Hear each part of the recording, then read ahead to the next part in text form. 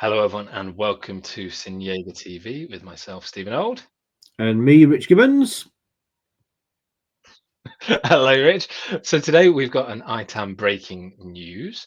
So I'll just hand over to you because you understand this far better than I do. So what's happened?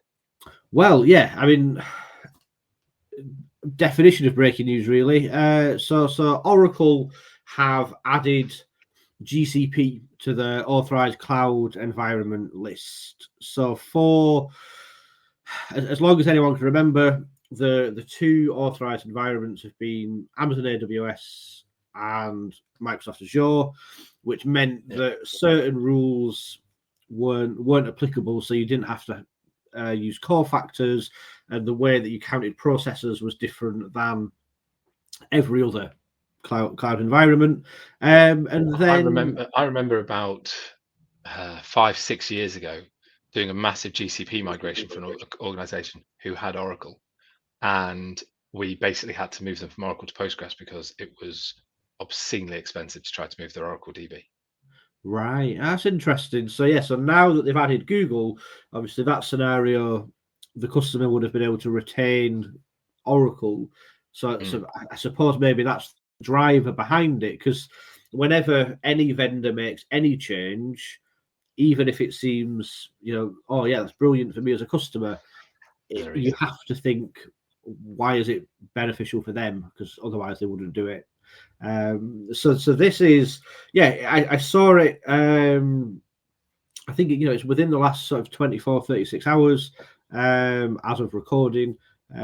So now if you go and check the Oracle document, which, as with all Oracle documents, sits in that funny grey area where it isn't contractual, but they do use it as the basis for so many things. So you can see here, licensing Oracle software in the cloud computing environment. It's always said Amazon and Microsoft, but now you can see the Google GCP has been added, and the requirement of how you count vCPUs is listed for Amazon, for Microsoft, and for Google GCP. So this is, if you're one of those customers who wants to use Oracle and GCP, then this is, pretty big news, really. Yeah, absolutely. And I mean, it will, in fact, we kind of talked about this at the beginning, whether this is ITAM or whether it's FinOps. We decided to put it under the ITAM space, but this is going to make a significant cost reduction if you're trying to run Oracle in GCP at the moment. But even if you're not, this is going to be a new kind of line item, a new concept to consider in your chargeback, showback that you're running in your GCP estate if you're running FinOps. So it's it's going to impact both worlds. Absolutely, yeah. And when it comes to designing your future estates, for architects and things as well, where maybe it was, Google definitely wasn't an option because you're an Oracle house. Now Google comes into play. So if you've costed out models and this is the difference between Amazon and Microsoft, so these are our choices. Now you probably need to go and do it all again to include Google, just in case that is the better option. So I think, for Oracle, as we've discussed it probably will help them in terms of people not moving away from their software. For Google, it's an interesting one because It helps the enterprise, doesn't it? It helps them step into, they've been working getting into the enterprise.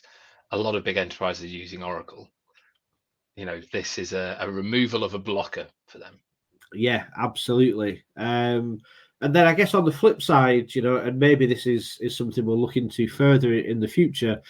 Google are the third place clouds. Oracle have been, they've been very aggressive trying to get OCI into that third position at least. So it'd be interesting to see who this helps more in the cloud ultimately. But yeah, very, very interesting. And I think there will be a lot of people. Well, there'll be some people very excited about this because they can now do that project. There'll be other people who've just finished modeling out a huge design and now need to redo it all. Yeah. But yeah, it's always exciting when something like this happens. So yeah, be interesting to see where it goes. Brilliant. Well, thank you for the breaking news, Rich, and thank you for watching. I was going to say at home, but probably at work to our watchers. And we will see you again soon. Yeah, see you soon.